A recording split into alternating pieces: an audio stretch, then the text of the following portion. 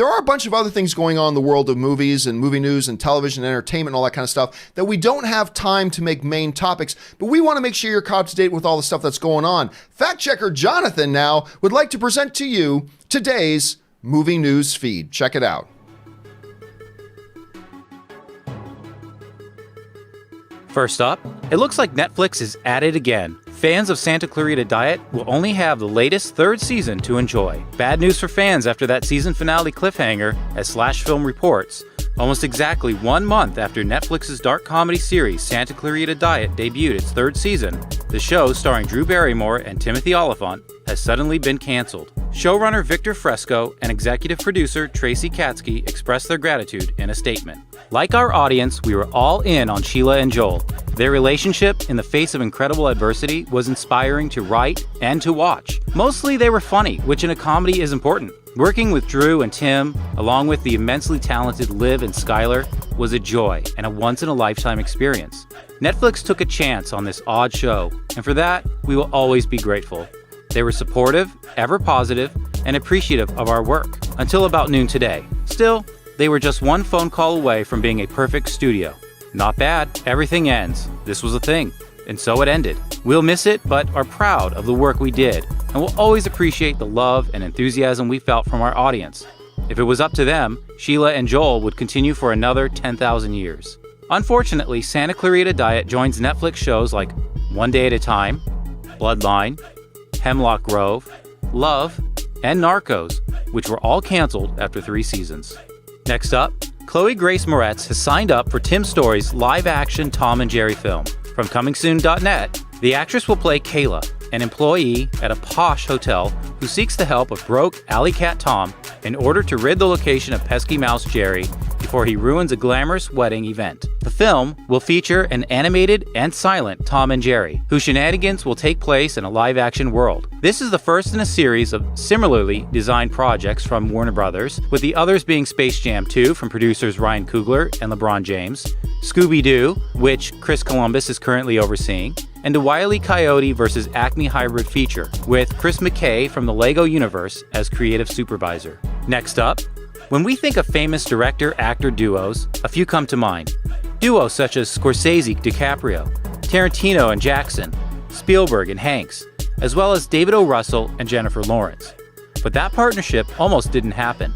From Variety, speaking at the Tribeca Film Festival Saturday night for its director's series, Russell revealed that Lawrence was the last person cast in both their first movie together, Silver Linings Playbook, and their second, American Hustle. For Silver Linings, Russell said, "We thought you were too young, and there were other actresses in the front of the line who were close to getting the role."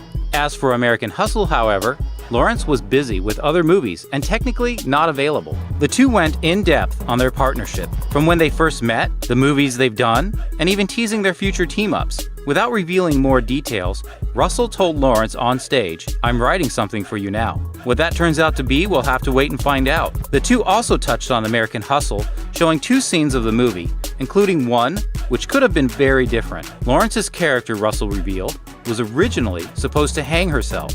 However, he later decided that Lawrence's character, Rosalind, couldn't end her plot that way because she's too alive, she's too much fun.